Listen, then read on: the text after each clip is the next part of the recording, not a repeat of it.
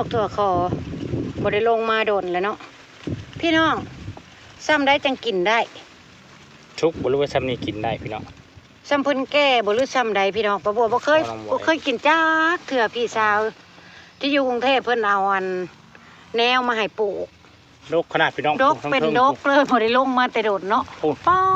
ดถูกมาเพิ่นเป็นโซ่อยู่ทางในน่ะพี่น้องยังเป็นดอกดูปูขุดแช่งน้อยก็ยังเต็มอยู่แต่ว่าป้าบัวกับลุงพรว่าพากันโชว์เลยกันว่าซ้ำได้จังกินได้นี่บ่ซ้ำนี่บ่พี่น้องนี่นะนี่เพิ่นแก่แล้วบ่ซ้ำนี่เลยแช่งอยู่ปลูกน้อยก็เป็นบอกป้าบัวกับลุงพรนี่เด้อพี่น้องเอาซ้ำได้จังกินได้กินแบบได้อันนี้มักทั่วคอนี่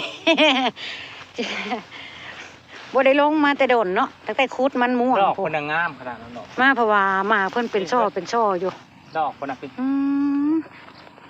เพิ่นกระจับมาขนาดเนาะแม่เพิ่นอุ้ยงามเด้พี่น้องข้างในงามซอดอกเพิ่นนี่นะได้มากอันนี้เพิ่นเป็นแบบนี้เนาะบางแนวพี่น้องซอดอกเพิ่นน่ะ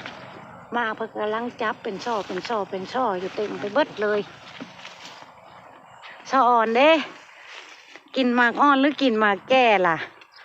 บ่ได้ฮู้หักปลูกไว้ซื่อๆแม่กำลังเป็นไปขุดจิรอป้าบัวกับลุงพรสิขาวป้าจ้าปล่อยนมเพราะว่าทีมงานรถปั่นเขารถอันนวดเขากับบ่เห็นโทรมาก็เลยว่าบ่มีแนวเฮ็ด2 เท่ากับสิขาวป้าจ้าพี่น้องลุงพรผู้เตรียมเต็มถังขายน้องบิ๊กน้องบอยขายก๋วยเตี๋ยวพี่น้องย่ำสวยๆแล้วกินข้าวสวยแล้วกะข้าวปลากันคือเก่าพี่น้องไปหาเลาะเบิ่งโดนแล้วได้บ่ได้ข้าวปลาเนาะ2 เท่านี่ไปเอาหมดทุกอย่างแน่คุณมันกินได้ลูกตามลุงพรไปจ้ะพี่น้องกลับสบายดีพี่น้องยินดีต้อนรับทุกช่องแม่น้องบอยอีกรอบเด้อพี่น้องจ๋าสวัสดีเพื่อนทุกคนเด้อพี่น้องมาเข้าไปอีกแล้ว2 เท่าป้าบัวกลับมายังเวิงว่างอยู่แต่อยากมาพี่น้องมาเป็นหมู่ลุงพรจะสิคุดไปน้ำห่มนี่แหละที่รอเพิ่นซ่อนเลยเด้ออุ้ยยังไม่เท่าเห็ดปวก นี่ว่าเห็ดปวกวะเพิ่นซ่อนเลยเด้อเท่าหาหมูซ่อนเพิ่นเด้อเดี๋ยวแม่นบ่แม่นเอานี่ได้นี่มาคุดได้ไหมมันเพิ่นมีหูซ่อนไปได้นี่นะเบิ่งหามึงเด้อเท่าเด้อเพิ่นมีหูซ่อนหรือเปล่านั่นแหละ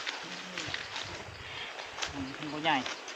ตะโกนก็ส่อลงพ้นไปเรื่อยๆพี่น้องแดดอยู่แต่ว่าล้มวีอยู่พี่น้องแต่ยังคายอยู่ได้แบบนี้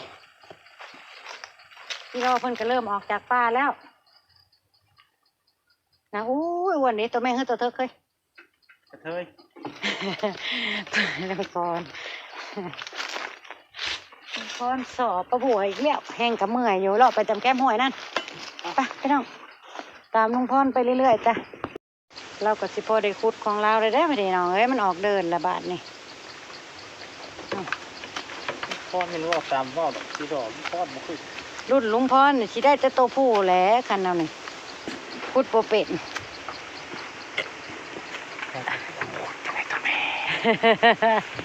ไปให้พรขุดไปเพิ่นเริ่มออกเดินแล้วเริ่มเห็นคุยเพิ่นแน่เลยเด้เนาะว่าแม่นสิบ่มีเพิ่นมาเพิ่นมีอยู่เนี่ยออกเดินได้หลายหูได้เฮ้ยหลายให้เขาลุยเขาลุยจะพบก่อนสิเป็นคนจกเอาเด้อลุงพรน่ะน้ำซ้ำ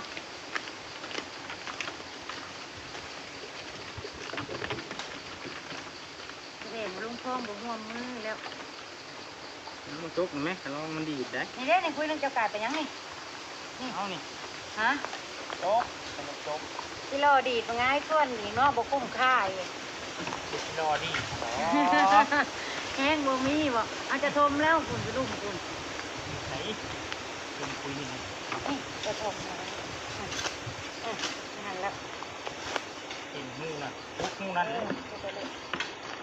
นั่นแหละเป็นลายอยู่เด้อเป็นต้นอยู่แล้วมันนี่พุดบอลเดียวนะกับชิไว้บ่หรือลุงพรบ้างฮะ พี่น้องพุกซอยลุงพรนะพี่น้องเอ้ย ปลาบัวนี่แหละสิซอยอันอยู่หุ่มก็ซอยได้อยู่ซอยไปน้ำเนาะเนาะซอยลุงพรไปน้ำ ใช่แล้วพี่น้อง นั่นแหละ แล้วนี่พุก2 บาทถึงนะพี่น้อง กำลังออกหุ้งไหมเด้ นี่พุก2 บาทถึง เป็นไงดิเด้นี่น้ำปล่อยเนี่ยครับ ห้องพี่จึงมีกำลังใจนั่นเนาะพี่น้อง เถาเอ้ยเถาเอ้ยอยู่บ่ ห้องเท่าเอ้ยนะน้อยใจแม่ถึงเลยเด้น่ะ บ่แม่นย่านว่าแม่นเพิ่นสิเก็บเด้ปลาบัวก็ได้อยู่พี่น้อง เพิ่นออกหูใหม่เพิ่นบ่ได้เลิกปานใดเลยพี่น้อง นั่นน่ะคุยยังไงนะเท่านี่ไง ด้านพี่น้องใหญ่ด้าน นั่นน่ะมี2โตปลาบัวจักขนาดนั้น ใช่ กายไปแล้วเถาเอ้ยกายไปแล้ว ต้องคุยอยู่เด้อ มันเด่นในตีนนั่นแหละ บุกก่อนเอาหญ้าเอาก่อนพี่น้องเด้อเป็นน้ำอยู่บ่ล่ะ บ่เห็นเลย6 2ผู้3พี่เด้เบิ่งสิให้พี่น้องเห็นนำพี่น้องเพิ่นออกเดินใหม่พี่น้องนี่ฝนบ่ตกก็สิหาง่ายแน่หลายอยู่ไดหมู่พรละลุย คือมาทางกี่ดิน มีตัวแม่น้ำเด้อเถามันซ่อนกันเด้อซุมื้อนี่เจ้าต้องหาให้ได้เนาะพี่น้องเนาะ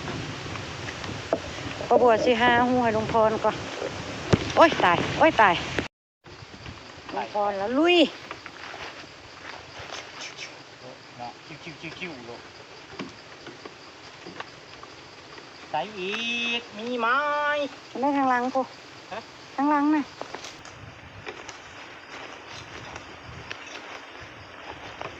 ลุงพรละลุยพี่น้องยังมาท่านได้ไปใจมาใจอยู่บ่อนเดียวนี่ได้ร้ายเลยไหนน่ะไม่เท้าอย่าไปคุยจิบุยอยู่นะเพิ่นออกเดินเลยพี่น้องเริ่มได้คุดแล้วยันแต่ลุงพรบ่มีแห้งคุดบาดนี่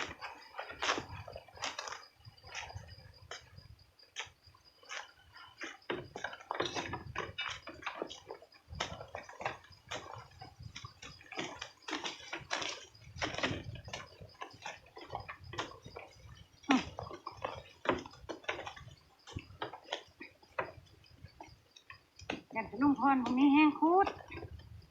นี่ไปทางไหน เห็นบ่ คือมึงหลายทิ้งนะชอบ ปลาบัวคือได้แต่ตัวผู้มันแท้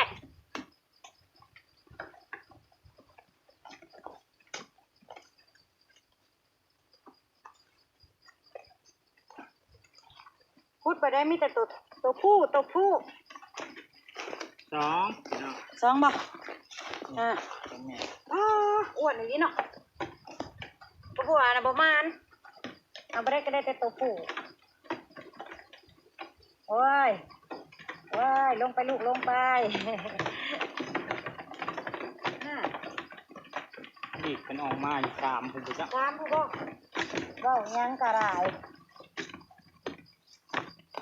ถ้าหางไม้พี่น้องหางไม้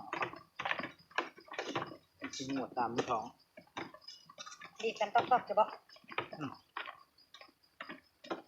ตัวครับ โอ้ปู่ตัดเพิ่น ผู้ 2ตู้ 2ก็ยังดี คือว่ายันกันตอกแก๊กออกมาอยู่ว่าแล้วปู่ คุยละ2กะได้อยู่หัน3ผู้ได้หันโอ้อยู่บ่อนเดียวนี่พี่น้อง2เท่า คุยหลาย พี่เท้าไประวังคุณมันลิ้นนี่ คุณเล่นบ่น นี่ตัวหนึงอยู่ไหนน่ะตัวหนึงเด้อ 3 ดูข้างในก่อน อืม นี่ดูแม่งติด จักเด้หาเบิ่งใครจะอยู่ห่มพี่น้องสองเท่าได้ขุดอยู่ห่มใหม่ก็พอรุ่นอยู่เนาะก็ขุดไปเรื่อยๆอยู่แต่แล้วประบวเนี่ยมาประบวเห็นนั่นนี่ นี่คือแม่ง แม่นตาลิงตาลายบ่ที่จังหวัดแนมมาเห็นคุยกิโลนะ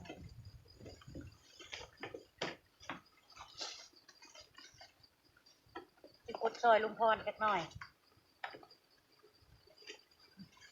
บ่เห็นจอดต้องใช้ประบวตาลายชื่อ อะไรนะ ๆมาละต้องไว้อีกนิด เนี่ย นี่ตัวนี้กับตัวเมียนี่ระวังนะมีกุ้งมันลีนด้วยระวัง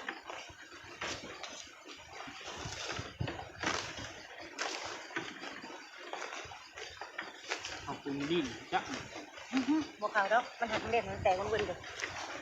เพราะแม่นหมดลีนหมดอันนั้นหมดตาน้อยนะพี่น้อง ว้ายมันตะน้อยจังไรคุณขี้เลี้ยงไปเจออยู่น้อยมันล่อมกันนะปะบัวแต่ก็ช่วงไข่นะผูกบนไล่เจ็ดขาอยู่ คนไล่ถารถบ่หมดตาน้อยนะพอบอกว่าเป็นหมดลีน ตะน้อยปะบัวนะบนไล่เจ็ด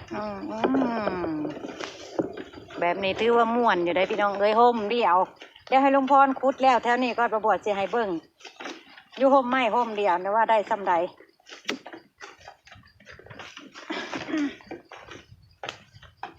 ให้ลุงพรเราเอาเสร็จก่อนเบิ่งระบบเขา ข้างในดิ จากว่าพอเห็นหุ่งมันได้เข้ามาหมุนมันมืด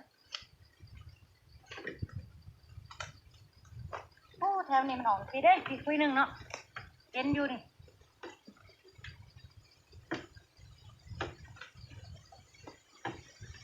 บางงานกระเติ้นพี่น้องบางงานกระเลิก นี่ตัวนี้ก็จะตื่นดูนี่พดใหม่ๆเลยร้องบุกจักเบิ่ง ท่านได้ไปล่มชาวบ่หมอนี่คือบอกชาวมาอยู่น้ำบ่พี่น้องหน้าหนาวเลยหาผู้ชาวเลยแม่เฮ้ย ได้นะมาจะเอาไปอวดนี่พุดตัวหนาออกมาจังง่ายแต่ห่มไม่ละน้องพี่น้อง เดียวนี่ ตัวเดียวมันละจังง่ายแต่บนไม่ไปตามห่มไม่ง่ายๆนี่แหละทั้งกระตุกน้ำกินพ่อพี่น้องบวชจะให้เบิ่งนี่พี่น้องห่มไม่ห่มเดียวได้นี่ลุงพอเราพุดนะได้หลายเลยเด้อพี่น้องเอ๋ยประมาณ30-40ได้แล้วประจังน้อยเนาะเพราะว่าบางหูเพิ่นก็อยู่2อันเด้เพิ่นอยู่เป็นคู่กันได้ไว้พี่น้อง นี่ละ2 4ยังบกลับได้พี่น้อง2เถานะยังคุดไปเรื่อยอยู่จ้ะลุงพรสู่บ่ถอยอยู่จ้ะ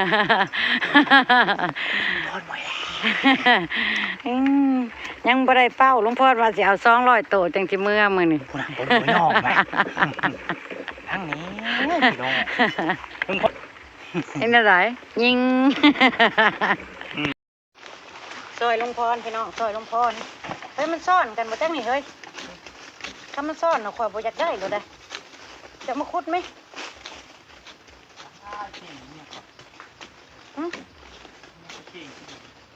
จะว่าข่อยเก่งบอกตั้งแต่ว่าข่อยเก่งข่อยคุดโลดได้เนาะพี่น้องลุงพรย่องว่าเก่งจังได้กระสู้โลดได้เบิ่งนำตัวแม่ก่อนถ้าเอาทั้งมาใส่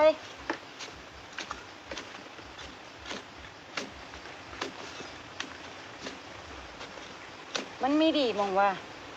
น้องเพียนคุยนึงแหละมันได้2โตนี่แหละพี่น้องเลยเปลี่ยนความตั้งใจของอายได้บ่ ไข่เต็มท้องพี่น้องเอาเถอะยังอยู่หูนึงจักหน่อยด้วย ลมหมอกหูวืดๆบ่ๆนะ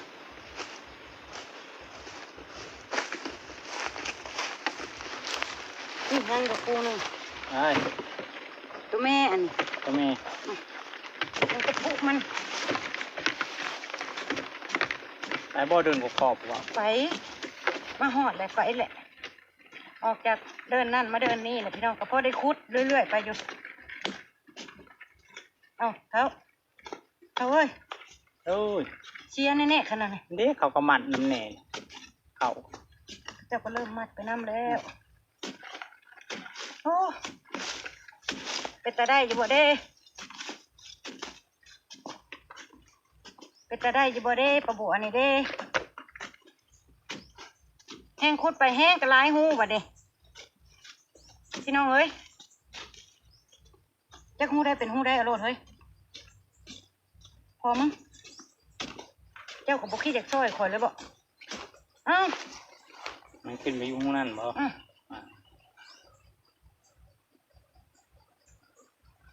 ยังอยู่หูหนึ่ง โอ้ประมาณแท้ พี่น้องเอ้ย ไอ้รุดแล้ว ยังนี่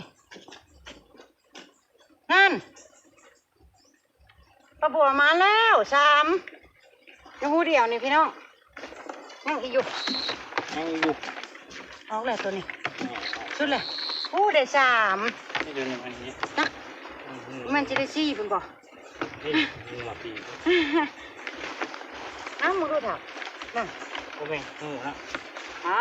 ได้3ผู้ใดพี่น้องมานอยู่ใดปลาบัวก็ได้พี่น้องลุงพ่อเรายังสู่อยู่ได้พี่น้องแดดเราก็บ่วันแล้ววะ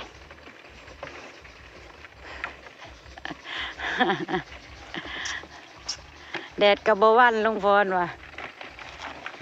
เพิ่นเปิดเพลงพึ่มมาขุดอยู่ให้มันห่างเพิ่นนี่พี่น้องเด้นี่เท่าอันนี้ได้ออกแล้วบ่นี่นะออกแล้วเนาะเบิ่งเฮ้ยเด้น่ะเห็นไหมเท่าแดดแน่ห่มแน่สลับกันไปลุงพลแล้วก็คูดของเราไปเรื่อยๆพี่น้องได้หลายแล้วได้ผู้เดี๋ยวจังสิเมื่อนับโชว์เดี๋ยวป้าบัวสิเป็นคนนับ น้ำกินหล่อดิ ลุงพรเป็นคนขุด ป้าบัวสิเป็นคนนับพาน้องบิ๊กน้องบอยขายก๋วยเตี๋ยวอยู่เฮือนพ่อกับแม่มาหาขุดจิรอช่วงนี้เพิ่นไข่พี่น้องป้าบัวก็คืออยากแม่กับปานนัดเบิดช่วงนี้ก็คือเบิดเลยแล้วพี่น้องเพิ่นไข่ออกเบิดก็คือยากินละ กินข้าวไข่เด้อปลาบัวเนาะพี่น้อ กิ ง นจนเศร้าไข่ มาตื้อ นี่เท้านี่พี่น้องเพิ่นออกเดินแล้วนี่คุยเป็นจะเป็นแบบนี้ กินน้ำก่อน กินน้ำไปเลยน้ำก่อนกินน้ำโอ้อยู่ในห่ม อ๋อจิโร่จนครึ่งทาง นี่เท้าในนี่กับแม่ในนี่เพิ่นลักลี่อยู่ในนี่พี่น้องนี่ให้ลุงพรป้าบัวเป็นคนหาคุยมันลุงพรเป็นคนคุดซ้ำสีม่วนมึงแน่นี่พี่น้องนี่อยู่ในห่มกับพ่อคุดอยู่ดอกเพื่อเป็นห่มไม้ได้พี่น้องแท้นี่ห่มไม้ใหญ่เย็นห้วยลมพัดวีคุดจิรอกับคุดม่วนแบบนี้เนาะเท้า โน่ โน ลุงพรเถาว่าโนเอาให้ลุงพรโนไปก่อนเราโนแต่เราก็คุดของเราอย่าบ่หยุดพี่น้องใส่อีกตัวนี้มันออกแล้ว ไป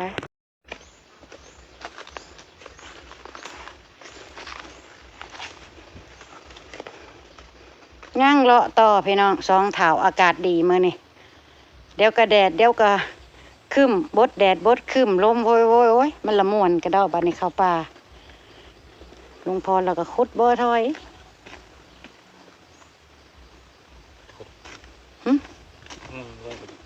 ตัวแม่บอก ตัวแม่ตัวผู้ ตัวแม่แล้วคันเลึกๆนะตัวผู้เพิ่นสิอยู่ตื้นๆเพิ่นหลอกเฮาเด้เพิ่นลังคนบ่ฮู้ก็ขุดเอาแต่ตัวผู้แล้วก็แล้วไป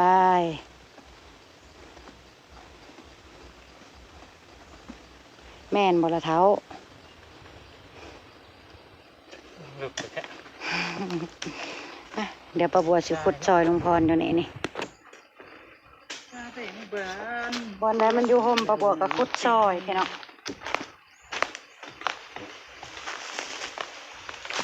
ผมมาก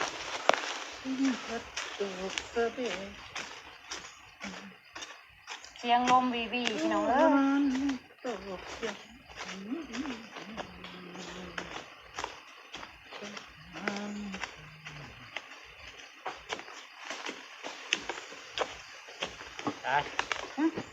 ดยัง ก็เลย มีอะไรอีแหน่ มีหมดเขา นี่หมดก็บ่อยู่แล้ว หมดแล้วมีหมดก็มาไปใส่เลย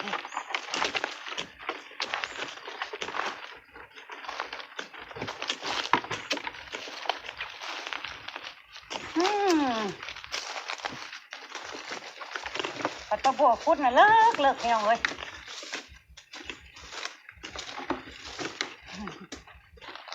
แน่เพิ่งแหละมาเถอะว้าวสองหนึ่งตัวสองพี่น้องสองเอายังไปอยู่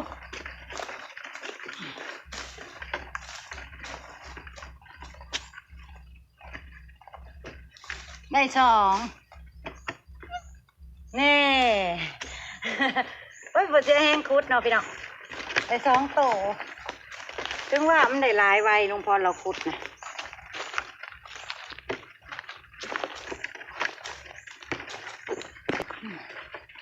ลุงพรเราคุดไปเรื่อยของเรา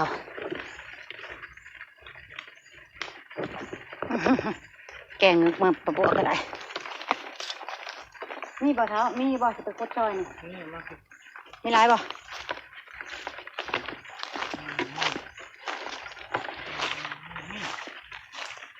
เนาะเนาะแกงมันก็พอได้คุดอยู่บ้านประบวกหาก่อน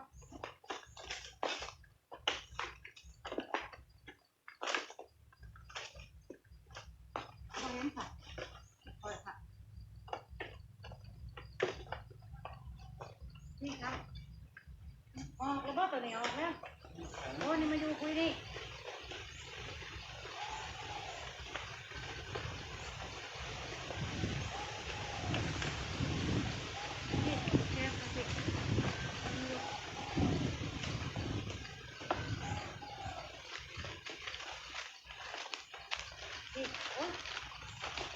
เดี๋ยวเอาน้ำมาสิก่อน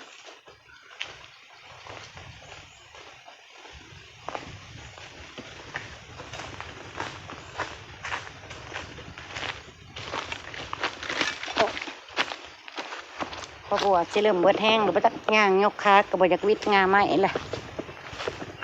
ไปตามน้องพรไปพอได้คุดของเราอยู่แถวนี่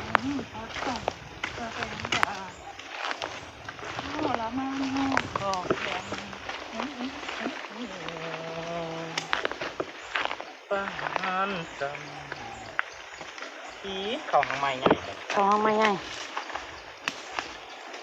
ผมมันออกก่อนเนาะผมมันออกทางใหม่หน่อยก่อน ก็แล้วแต่เธอจะขุดยังไงน้อง เจอมังไม้ป่าสิเนาะ มังเมา ลุงพร พี่น้อง กินมึงดูเถอะอ้ายสมเด้ เอ้ยพี่น้องมาดกกระดกกระเรียดเลยอันนี้เถาเอานะเถาพี่น้องมึงนี่กำลังพอดีกินเลยได้นี่เนาะตำสมเนาะอุ้ยฮักเอาเบิ้ลงานนี่เป็นยัง แต่ เนี่ย งานเอางานหนึ่ง อุ้ยดกแท้ดกว่าพี่น้องมึงเนี่ยผู้ดกกะลีโลได้บ่ได้ว่าเอาได้พี่น้องมึงเนี่ย พี่น้องเลย เห็นอยู่ที่ผ่านมากะแต่ว่าบ่ทอต้นนี้เพิ่นคือมากระดึกกระเดาะแท้อันนี้จนสะดุดตาปะบัวพี่น้องเอ้ยความดกความงามเพิ่น เอางานหนึ่งก็พอแล้ว ป๊าดอุ้ยเอาให้คอยในเด้อเท่าฮักเอาให้คอยในเด้อให้ลุงพรฮักถือมือให้พี่น้องเอางาหนึ่งโลสอนเด้ คือออกก่อน เอาคือเอา งานหนึ่ง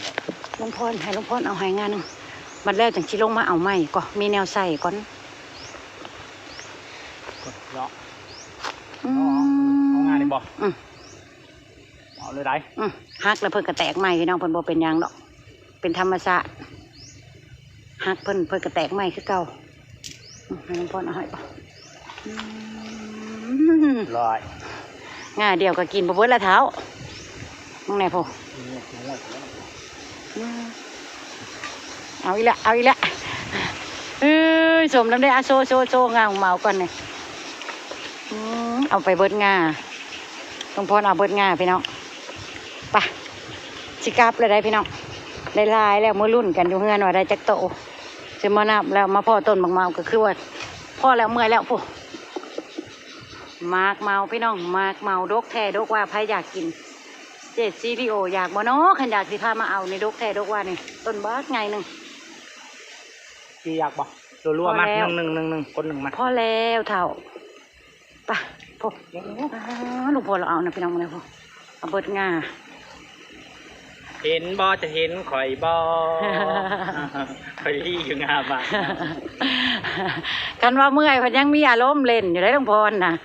ไปแล้วพี่น้องไป อำลาพระจากละจ้า มาจากด้วยมากเมาที่สดสวยลาวัน พี่มาอยู่โฮมไปมะมาลาอยู่โฮมเห็นว่าอยู่แดดกระแดดอีร้อนเนาะพี่น้องลุงพรก็ได้ เฮ้ยจีรอกับชีเต็มทางแล้วพี่น้องเลยทั้ง หลายๆเนาะ สมปุ้ยอยู่ในนี่ทอดมันนี่มานจริงทุกอย่างมัน มันทุกอย่างอำลาพระจากละจ้าโอ้ยยังกินอยู่พอประบัวเลยลุงพรในคลิปหนาจ้าพี่น้อง ก็ชุกคนที่บ้านนี่พี่น้อง พอดีสมหวานๆในเมื่อต่ นี่หน่อยดำๆคนนึง ำต่ำสมพี่น้องต่ำสมไปละจ้าอำลาพระจากละจ้าสบายดีพี่น้องสบายดีลุงพรอ่ะ สบายดีพี่น้อง จ้า ถึง สั่งเด้